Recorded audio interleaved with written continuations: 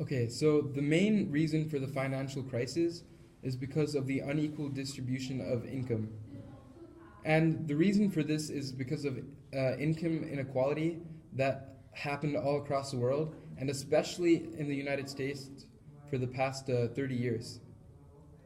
So basically, what happened in the United States was that the top 1% of people who were rich used their capital for consumption of goods, but because of this increase in inequality, that wasn't really enough. So what they had to do was they had to increase wealth and investments rather than consumption. It was a lot more reasonable to do it that way.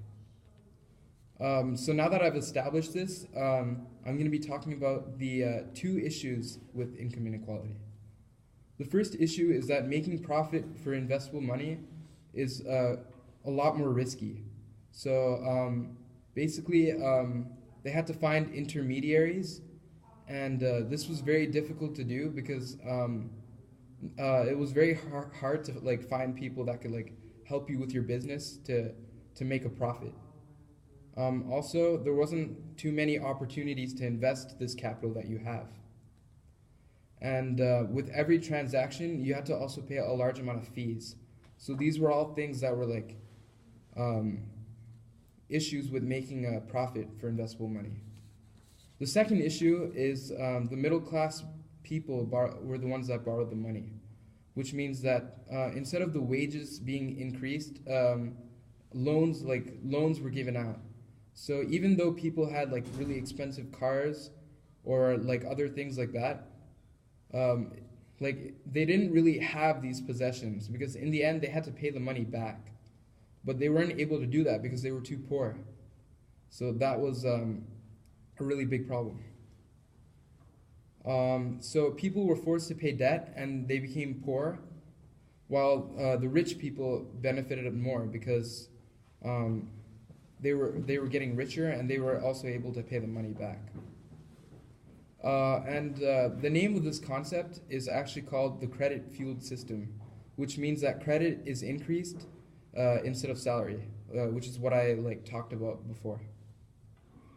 And with all these events taking place, there was a lot of class conflict that was going on between the rich people and the poor people.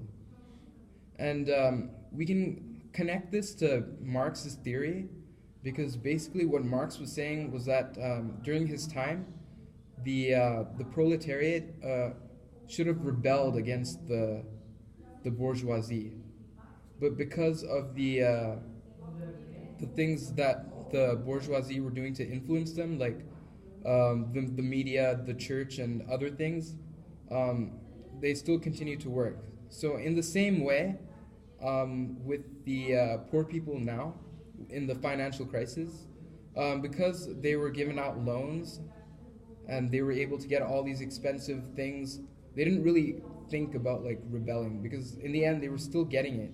They were still getting all the expensive cars and expensive like materialistic positions. So yeah, they didn't really see a reason why they should rebel.